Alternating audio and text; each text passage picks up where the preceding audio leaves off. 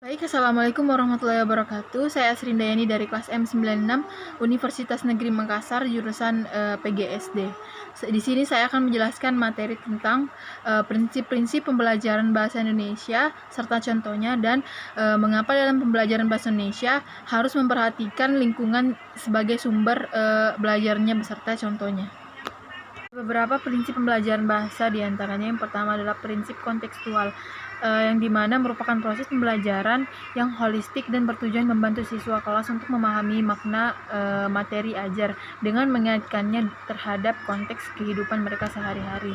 Contohnya misalkan guru melangsungkan kelas dengan cara modeling dan role play, yakni membuat kelas seolah-olah pasar dan siswa diminta untuk saling berinteraksi jual beli.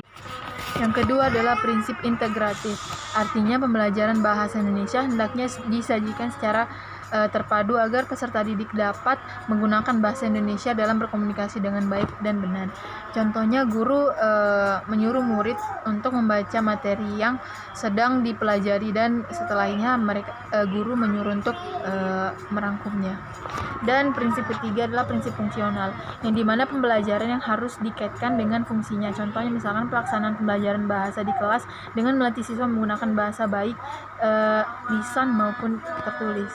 Yang terakhir adalah prinsip apresiatif, yaitu dimana pembelajaran yang menyenangkan. Contohnya seperti guru menciptakan suasana belajar di kelas untuk lebih menyenangkan agar murid lebih semangat mengikuti pembelajaran, semisal dengan menggunakan metode pembelajaran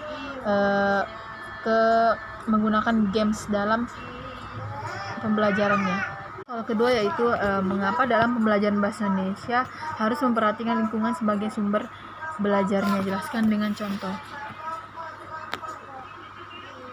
Karena kenyataan yang kita hadapi selama di sekolah adalah siswa hanya menerima pelajaran yang diberikan oleh guru selama proses belajar mengajar berlangsung. Keaktifan siswa sangat kurang sekali. Hal ini menggambarkan belajar secara tradisional, yang dimana murid hanya mendengarkan guru sebagai satu-satunya sumber, sedangkan kita ketahui kemampuan guru terbatas baik dari segi keterampilan maupun dari segi pengetahuan. Walaupun digunakannya juga sumber lain seperti buku, teks, namun sumber belajar tidak terbatas pada buku saja. Masih banyak sumber belajar yang lain dapat membantu proses belajar mengajar, seperti misalkan manusia lain, contohnya guru-guru lain atau masyarakat yang lainnya, tokoh-tokoh agama seperti itu. Dan yang kedua, kantor, penerbit surat kabar atau bahan-bahan tertulis lainnya. Yang ketiga adalah bahan terekam seperti video pembelajaran dari berbagai media, misalkan dari YouTube atau dari Google. Dan selanjutnya adalah media tersier seperti TV, radio. Kita juga bisa menggunakan alam sekitar sebagai bahan belajar mengajar kita, dan situs-situs dan teman-teman bersejarah seperti misalnya museum itu juga bisa menjadi salah satu sumber untuk pembelajaran bahasa kita. Sekian dari saya. Wassalamualaikum warahmatullahi wabarakatuh.